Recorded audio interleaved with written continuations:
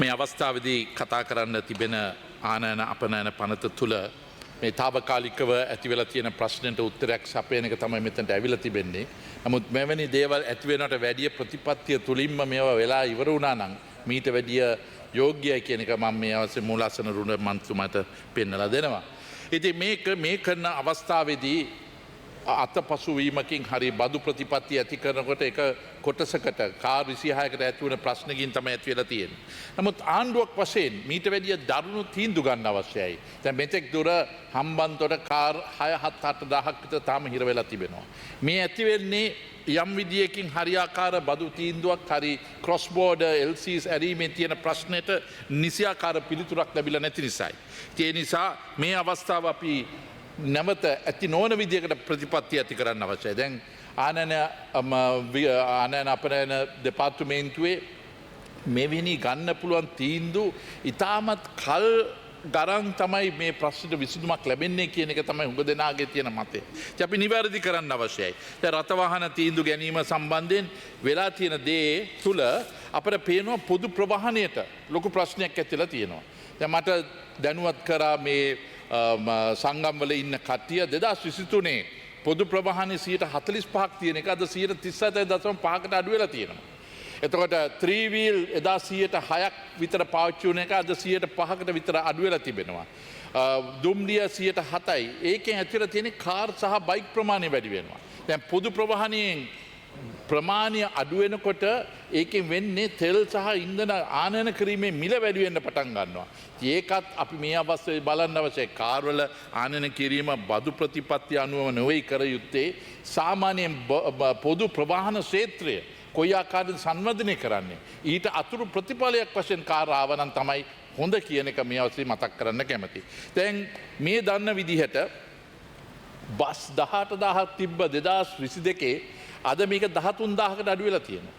දැන් SLCTB එකේ 4500ක් තිබ්බ එක අද 3000කට අඩු 3100කට අඩු වෙලා තිබෙනවා. ඉතින් මේක නැවත පොදු ප්‍රවාහන සේවය කොයි ආකාරයෙන්ද වැඩි දියුණු කරන්න අවශ්‍ය වන්නේ. දැන් අපේ කාලේ එක්සත් ජාතිපක්ෂ ආණ්ඩුවේ සහ අපි ඔක්කොම එකට වැඩ කරන අවස්ථාවේදී LRT එක ගේන්න හදන අවස්ථාවක් ඇති වුණා. අන්තිමට උනේ මොකද්ද? මෙවැනි යම් විදියෙන් බාධා ඇති කිරීම තුළ මේකෙන් විරෝධතා ඇති කිරීම තුළ අද බංගලදේශයක ගෙනියනවා ලංකාවට අපි උඩ බල ඉන්නවා මොනවද වෙන්න තියෙන කියලා. මේක ආවනම් අපේ තෙල් ප්‍රමාණය අඩු වෙනවා, ප්‍රවාහන පොදු ප්‍රවාහනය මීට වැඩිය වැඩි දියුණු වෙනවා. ඒකෙන් රටක් සංවර්ධන වෙලා ඉදිරියට යන ගමනක් තමයි ඇතිවන්නේ. දැන් අපි බලන්න අවශ්‍ය වන්නේ කාර් ප්‍රමාණය එනවා වගේම මේක අවුරුදු එකහමාරකින් තෙල් ඒ කියන්නේ පෙට්‍රල් ඩීසල් මේ රටට ආනයන කරන ප්‍රමාණය වැඩි වෙන්න පටන් ගන්නවා. ඒක හොඳද? ඒ වගේම තමයි පුනර්ජනනීය මෙතන බලශක්තිය ඇමතුමත් ඉන්න නිසා මම නැවත කියන්නේ මේ පුනර්ජනනීය මේ බලශක්තිය අපි IMF එකට කතා කරමු World Bank එකට කතා කරමු කියන්නේ මේක රජයේ ප්‍රතිපත්තියක්. මේ අවස්ථාවේදී අපි ආනයන කරන්නේ නැතුව අනවශ්‍ය ලෙස අපේ ස්වභාව ධර්මයෙන් ලැබෙන දේ අපි පාවිච්චි කරන්න ඕනේ කියන එක නැවත මතක් කරන්න කැමතියි. ඒ වගේම මට පේනවා අපේ ඇමතිවරු දැන් හරි ක්ෂේත්‍රයට එනවා. එදා අපට බැනලා කෑ ගහපු අය දැන් තේරලා තියෙනවා. අපි ගයන්තලා අපි ආණ්ඩු කරන අවස්ථාවේදී මේක තුල කොයි ආකාරයේද අමාරුව විපක්ෂින්න සුන්දරභාවය නෙමේ ආණ්ඩු පක්ෂතාව වෙන්නේ. බිමල් රත්නායක කියනවා දුම්රිය ස්ථානවලට ගිහිල්ලා කරුණාකර වැඩ කරන්න නැත්නම් යන්න. මම හිතන්නේ ස්ථාවරේ හරි. ඒ ගන්න තියෙන්නේ වැඩ කරන්න අවශ්‍යයි. කැප වෙලා වැඩ කරන්න අවශ්‍යයි. ඉතින් මම හිතන විදිහට ඒ කරන නිර්භීත තීන්දුව ගන්න එක මේ අවශ්‍ය ප්‍රශංසා කරන්න අවශ්‍යයි. වැඩ කරන එකද නැද්ද කියන එක නෙමෙයි තියෙන්නේ. ඒ ඵලදායීතාවයක් ඇති කරලා කටයුතු කරන එක. මොකෝ මොනවා වුණත් අපේ මුළු ආදායමෙන් බිලියන් 1.6ක් සහ පෙන්ෂන් එක 1.8ක් ඒ කියන්නේ ට්‍රිලියන් 1.8ක් යනවා අපේ සම්පූර්ණ ආදායමෙන් මේ රාජ්‍ය සේවයට. ඉතින් ඒක ඉතාමත් ලොකු ප්‍රමාණයක්. ඒකෙන් ඵලදායීතාවය ලැබෙනවද නැද්ද කියන ප්‍රශ්නය ඇති වෙනවා. ඒ වගේම තමයි නලින්ද ඇමතුමා කියනවා අපිට ගෙවන්න බෑ සාධාරණ ගන්න. නමුත් රාජ්‍ය සේවයට එහෙම කියලා පුද්ගලික අංශයට කෙලින්ම 9000ක් වැඩි කරනවා ජනවාරි මාසයේ ඉඳන්. මේවා දරා ගන්න පුළුවන්ද? හැබැයි හිතන ආකාරය හොඳයි කියන එක. ඊට පස්සේ ඊට වැඩිය මේ අවස්ථාවේදී මතක් කරන්න කැමති අපේ සුනිල් හඳුන්හැට්ටි. මේක තමයි වැදගත්ම දේ. Government to step back from running businesses, focus on facilitation. දැන් අපි මේක එදා කිව්වහම උඩ පැන ගහලා කිව්වේ මේම කරන්න බෑ. මෙන්න රජය පුද්ගලීකරණය කරනවා. දැන් තේරෙනවා ඒ ඵලදායීතාවය ගන්න පුළුවන් අන දෙකම රජයත් පුද්ගලිකාංශ දෙකම පාවිච්චි කරලා තමයි කියන්නේ. ඉතින් මං ඒ රෝගය අනිත් ඇමතිවරුන්ටත් බෝ වේවා කියලා මම විශ්වාස කරනවා. මොකද ඒක තුලින් අපට ඒ අවශ්‍යතාවය ඵලදායීතාවය අන්තිමට පාරිභෝගිකයට තමයි වාසිය ලැබෙන්න අවශ්‍ය වන්නේ. දැන් මීට අවුරුදු 15කට 20කට ඉස්සෙල්ලා යම් වාණිජ්‍යකරණයක් කරනකොට අපේ ටෙලිකොම් දෙපාර්තමේන්තුව එදා මාසයක් නැත්නම් අවුරුද්දක් විතර ඉන්න ඕනේ ඒක ටෙලිෆෝන් එකක් ගන්න. අද තප්පරයක් ඉන්න ඕනේ නැහැ. අද එදාට වැඩියත් මිල අඩු වෙලක් තියෙනවා. මේක තමයි මං හිතන විදිහට රටක් ඉදිරියට ගෙනියන්න තියෙන්නේ. ඒ නිසා තමයි මං කිව්වේ අර කාර් ආනයනය කරනකොට අපි බලන්න ඕනේ ක්ෂේත්‍රය මොකක්ද කියලා. දැන් සංචාරක කර්මාන්තය. මේ අවස්ථාවේදී අලුත් වෙහිකල් ගේන්න අවශ්‍යයි. මොකද එදා අවුරුදු 15කට විතර ඉස්සලා තියෙන මේ රථවාහන තමයි තාම පාවිච්චි කරන්නේ. ඒක තුල සංචාරක කර්මාන්තය අපිට අප්මාකට් කරන්න අවශ්‍ය නම් අපිට අවශ්‍ය අලුත් රථවාහන. නමුත් අද තියෙන තත්ත්වය අනුව අද තියෙන බදු ප්‍රමාණය අනුව ඒක ලෙහෙසි නැහැ.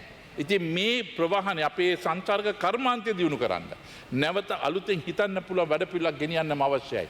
මම කතා කරන අවස්ථාවේ මට පෙනුණා සංගම් අපි මේක කමිටි ඔෆ් පබ්ලික් ෆයිනෑන්ස් එකේ ගන්න අවස්ථාවේදී ඒකෙන් ලැබුණ ප්‍රතිඵලයක් තමයි මේ සංගම් වල ඉතාම අමාරුයි. මොකෝ එදා ලක්ෂ 7 කනගාටුයි ලක්ෂ 70ක් තිබ්බ එක අද ලක්ෂ 270කට වැඩි වෙලා තිබෙනවා. ඉතින් මේ සම්බන්ධයෙන් අලුතෙන් මේ කර්මාන්තය එක පැත්තකින් කියනවා ලක්ෂ 26කින් මේක ලක්ෂ 50කට ගෙනියන්න ඕනේ 2030 වෙනකොට. ඒ ගෙනියන්න අවශ්‍ය නම් ඒකේ යටිතල පහසුකම් ඇති කරලා දෙන්න අවශ්‍යයි. ඉතින් මේක තමයි ගෙනියන්න පුළුවන් එකම දේ. ඉතින් සුනිල් හඳුන්නෙටි මැතිතුමා දැන් එදා මෙතන අපි ප්‍රශ්න කරාම කිව්වා සීනි කර්මාන්තය දුවන්න බෑ අපි රජය වශයෙන් දුවනවා කියලා.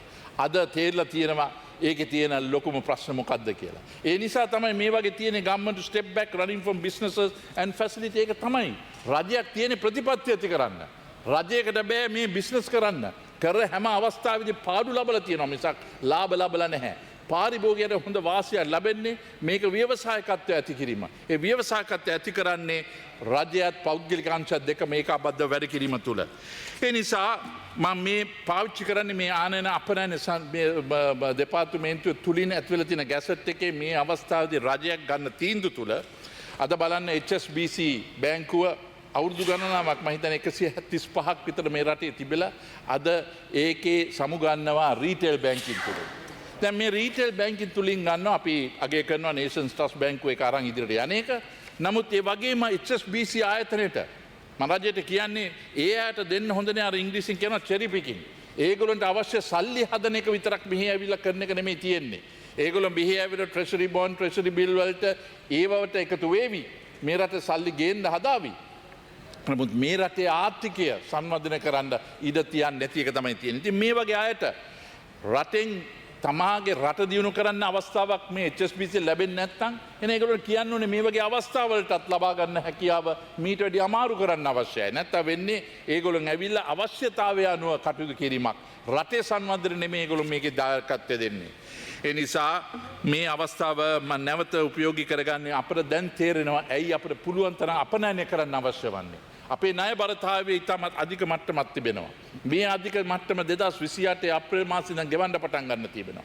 අද US මිලියන් 3000ක් විතර ගෙවන්න තිබෙනවා.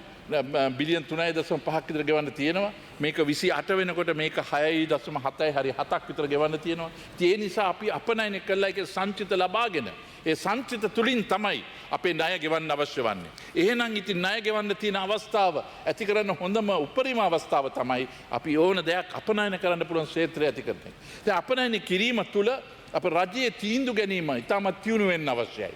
අපට කන්ටේනර් එක ක්ලියර් කරන්න සුමානයක් යනවා නම් ඒක ගන්න මේ තියෙන අප්‍රූවල් එක ගන්න තව සුමානයක් යනවා නම් අර අපනයනකරුවන් බලාගෙන සිටින්නේ මෙහාට අමුද්‍රව්‍ය ගෙනල්ලා ඒක නිෂ්පාදනය කළා අපනයන කළා සල්ලි ටික මාසෙකින් ලබා ගන්න. ඉතින් රජයේම වැඩ කටයුතු සුමාන දෙක තුනක් යනවා නම් මෙන්න මෙතන තමයි අපේ තනංකාරී තත්ත්වය නැතිවන්නේ. දැන් මේක පේනවා අගෝස්තු මාසේ ඉදිරිපත් කළා තියෙනවා. එක පැත්තකේ අපේ අපනයන US ඩොලර් බිලියන් 1.6කට වැඩි වෙනවා.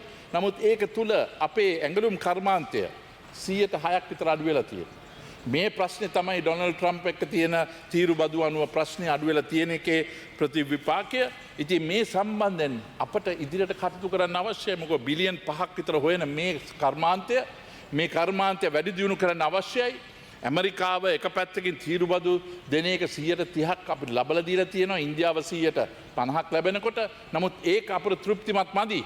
මේ නිසා අපි තව වැඩි දියුණු කරන්න අවශ්‍යයි. ගරු මන්ත්‍රීතුමා තව විනාඩි 2ක කාලයක් තියෙනවා ඔබතුමාට. මිනිත්තු 5ක් තියෙනවා. බොහොම ස්තුතියි. මිනිත්තු 2යි. ඉතින් හැබැයි ඔබතුමිය ඔතන ඉන්නකොට ඒක අපිට ලේසියිනේ. ඔබ විපක්ෂයට ඉතා සාධාරණව සලකන්න අවශ්‍ය නිසා. ඉතින් මේ අවස්ථාව අපි කියන්නේ මේ අවස්ථාව අපි එංගලන්තයට අපේ වෙළඳ ගිවිසුම ඇති කරලා ඒ නිදහස් වෙළඳ කලාපයක් තුලින් අපි පුළුවන් තරම් අපනයන කරන්න අවශ්‍යයි. එක පැත්තෙන් දොර වහනකොට අනිත් පැත්තෙන් අපි අලුත් මාකට්ස් ටික බලා ගන්න ඕනේ. මේක තමයි ෆ්‍රී ට්‍රේඩ් ඇග්‍රීමන්ට් වල තියෙන වටිනාකම.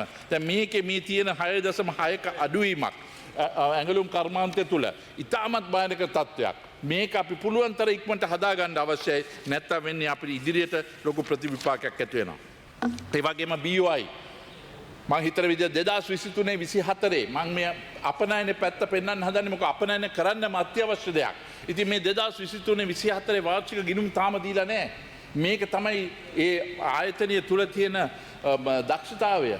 මොකද මේක තුලින් ඒගොල්ලන්ට ගිණුම් දෙන්න බැරි නම් පාර්ලිමේන්තුව 2023 24 මේක ප්‍රශ්නයක් වෙනවා. අපි පුළුවන් තරම් අපනයන කරන ස්වරූපය ලේසි කරන්න අවශ්‍යයි. මම දන්නවා ඒගොල්ලෝ ලේසි කාර්යභාරයක් නෙමෙයි. එතන හොඳ සභාපති කෙනෙක් ඉන්නවා මගේ කාලය අවසන් ගරු මන්ත්‍රීතුමා පන්ති නාර්ජුන හේරත් මැතිතුමා. නමුත් ඒක තුල අපට ඒ රජයේ ඉන්නේ වැඩ කරන කට්ටිය මීට වැඩිය පුද්ගලික අංශය දෙස බලලා කටයුතු කරන්න අවශ්‍යයි.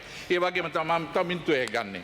ඒ වගේම තමයි මං මීට පෙර අපේ මුදල් ඇමති කම්කරු ඇමති සහ මුදල් නියෝජ්‍ය ඇමති තුලින් කතා කරන අවස්ථාවේදී මං ඉල්ලුවා කරුණාකර SME එකට කොහොමද සාධාරණ මේ පොලි අනුපාතයක් දෙන්න පුළුවන් වන්නේ. ඒ වගේම අපනයන කරුවන්ට SWAT එක simplified VAT system එක අවශ්‍ය වෙනවා පළවෙනිදා ඉඳන්. මේක කොහොමද අපි පුළුවන් තරම් අපනයන කරුවන්ට දවස් 45කින් ලබා දෙන එක කොහොමද ඇති කරන්නේ? මොකද අපනයන කරුවන්ට බියක් තියෙනවා. මේක ලැබෙන්නේ නැහැ කියලා. නැතුණාම ඒගොල්ලොන්ගේ cash flow problem එකක් ඇති වෙනවා. ඒක තුල ලොකු බාධාවක් ඇති වෙනවා ඒගොල්ලන්ගේ අපනයන කිරීමට. ඒ නිසා කාලේ හරස් වෙන නිසා මම එකයි ඉල්ලන්නේ. දැන් IMF එක තුල පෝට් සිටි එකට බදු විරාම ලබා ගන්න පුළුවන්. මේක අපි සටන් කළා කෑ ගහලා ලබලා තියෙන එක හොඳ දෙයක්. නමුත් මේක පෝට් සිටි එකෙන් අනිත් පැති වලට කලාපවලට ගෙනල්ලා පුළුවන් තරම් අපනයනය දිරිමත් කරන්න කටයුතු කරන එක තමයි අත්‍යවශ්‍ය වන්නේ. ඒ නිසා මම හිතන විදිහට අපි ආර්ථිකය ගැන කතා කරනකොට අපි වර්ණ කරන්න ඕනේ පාට කරන නෙමෙයි අවශ්‍ය වන්නේ පක්ෂ නෙමෙයි අපේ රටේ අපේ ආර්ථිකය සවිශක්තිමත් කරන්න වැඩ කරන්න ඕනේ කියලා මතක් කිරීමෙන් අපි පුළුවන් තරම් මෙවැනි ප්‍රතිපත්ති ඉක්මනට ගෙනල්ලා දිරිමත් කරලා කටයුතු කරන්න ඕනේ කියන එක මතක් කරනවා.